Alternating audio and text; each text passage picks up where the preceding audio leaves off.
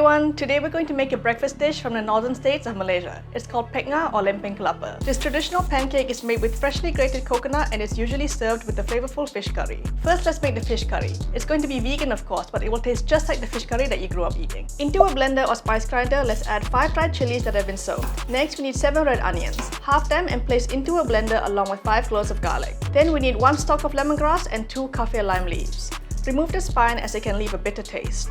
Lastly, we need 1 sheet of seaweed to bring that ocean flavor into the curry. Blend into a rough paste like this. Now let's place a large wok or pot on the heat and add in 2 tablespoons of oil. Before the oil starts to shimmer, sprinkle in 1 teaspoon of halba champur or mixed fenugreek seeds. I'll list out all the spices in the description box below. Strip in 3 curry leaves and fry everything briefly. Once it smells fragrant and toasty, pour in the spice paste and cook until the color changes. While waiting, let's mix 75 grams of fish curry powder with enough water to make a paste. Pour it into the wok and stir everything together.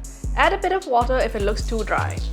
Finally, slice 2 red onions and 2 cloves of garlic, then toss them in. Cook until the paste dries down or until the oil starts to separate at the top or pecah minyak. While waiting, give this video a like. Now let's cut some eggplant.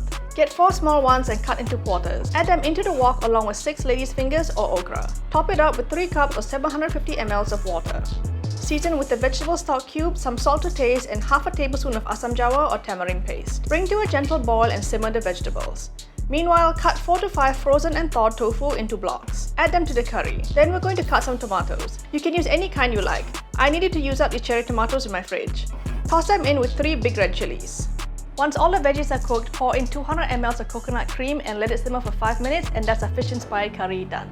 Leave it aside to cool and we can start preparing our Pek Nga. While I have you here, if you're enjoying this video and want to see more recipes just like this one, click the subscribe button below. Don't worry, I'll wait. Oh, it's done?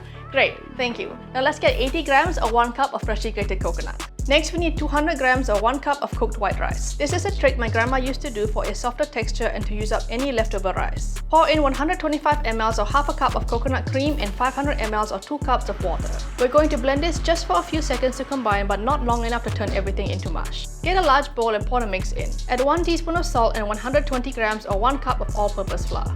Mix everything together until it's well combined and let it sit for a few minutes. Then oil a cast iron or non-stick pan and use a paper hand towel to grease the entire surface.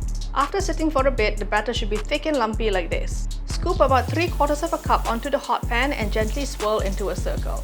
Cook for 4 to 5 minutes. Once the bottom is nice and brown, flip it over and repeat on the other side. This Pek Nga has a soft texture thanks to the rice but has a satisfying bite from the grated coconut. Dish up the fish-inspired curry into a bowl and our traditional northern breakfast is ready.